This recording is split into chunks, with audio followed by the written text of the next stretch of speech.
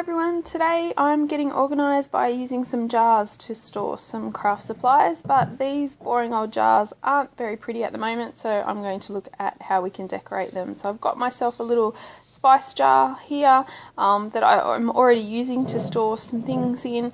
I've got this jar here which I got given some chocolates in there. It's got a beautiful jar base, but I don't really like the blue plastic lid, so we might do something about that. And I also have this large glass jar which is really pretty. I picked it up, it was about $4, full of Byron Bay cookies, as you can see on the lid. And so the cookies are all gone, but the jar is really pretty, so I thought I could keep that and use it for storage. So I'm going to start by decorating the big jar because I think it's going to be the most simple one to do. So the Byron Bay sticker, it just comes off really easily, and we're left with a beautiful glass jar and a nice metal lid to go with it. And so it doesn't really need too much to pretty it up. So all I'm going to do is grab some sheer ribbon and maybe a ribbon trim as well. So I've got this stuff that was just floating around on my desk. So it's just a white sheer ribbon, and I'm just it's slightly wider than the width of the lid, so I'm just scrunching that up a little bit, and then I'm going to tie that around and add the purple ribbon to go with it. So I think jars are a great way to store craft items because you can see them. It means that you're more likely to use them, and then having them out on display, obviously depending on what you put in your jars, but can make your craft space look quite pretty as well. So I do love a nice glass jar with pretty things inside to help keep you inspired and hopefully encourage you to use some of your craft supplies as well. So just adding a single knot there, and then also creating a bow. If you wanted to, you could do a double knot and then add some paper flowers or anything like that, but I think because the jar is so pretty, just a bow is a simple enough technique to add a little bit extra to it, and having that purple trim just makes it look a little bit more special as opposed to just having one style of ribbon on there. And I'm just trimming that excess bit off on a bit of an angle and neatening up the bow, and that's as simple as that. So if you have a sort of pretty glass jar floating around, whether it came from the kitchen or might have been a gift, something that was gifted to you, definitely look at how you can use it in your craft space. The next one I'm going to do is this little old spice jar, and we're going to use washi tape. So I've got a washi tape here that's an old Kazaz washi tape, and it's got clocks all over it, and basically we're just looking at a small repeating pattern is probably the best way to go.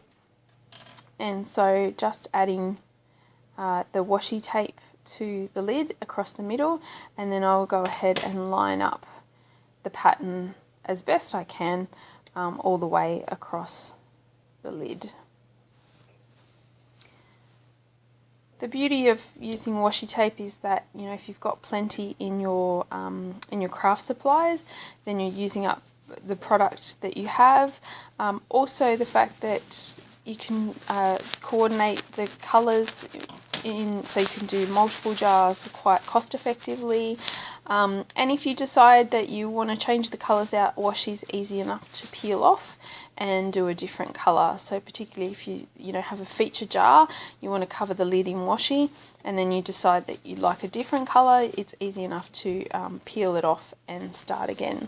So just trying to line this up, and I think I end up putting this part on fast forward just because obviously it takes me a while to line up the washi, and so you don't need to see that, you get the idea of where I'm going with this. So I start by covering the lid, and I've got slight gaps on either side, so I do cover those like that.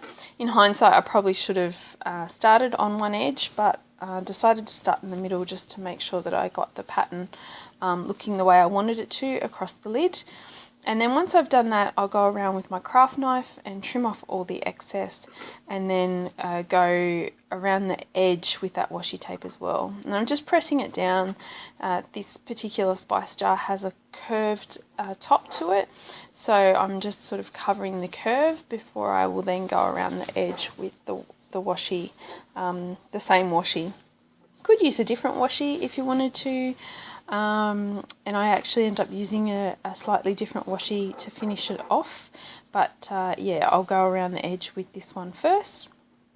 So just adding that, and I did sort of try and line up the pattern, but obviously it's not going to line up very well because it's completely different, running in a completely different direction now. But I tried to sort of make it look as neat as possible, I guess. So just pressing that down, and the reason I decided to add an extra washi is that this particular washi is not quite thick enough to cover the whole rim of the lid. So I decide there's a slight gap, and I grab a small washi that coordinates to be able to add to that lid as well. And it ends up, I'm quite happy with how it turns out. It ends up looking quite good. So I just grab one of these Amy Tan thin washies, and it's like a almost bronze and white stripe, which just really goes well with this particular with the clock washi. So just trimming that off, and then that covers the lid completely and looks quite cute. So I thought that was pretty good. And then this last one is this blue lid that I need to tackle. So I decided I would paint it, and I'm starting with a coat of gesso. Gesso just helps to prepare the surface, I guess, if you think of it as an undercoat on something.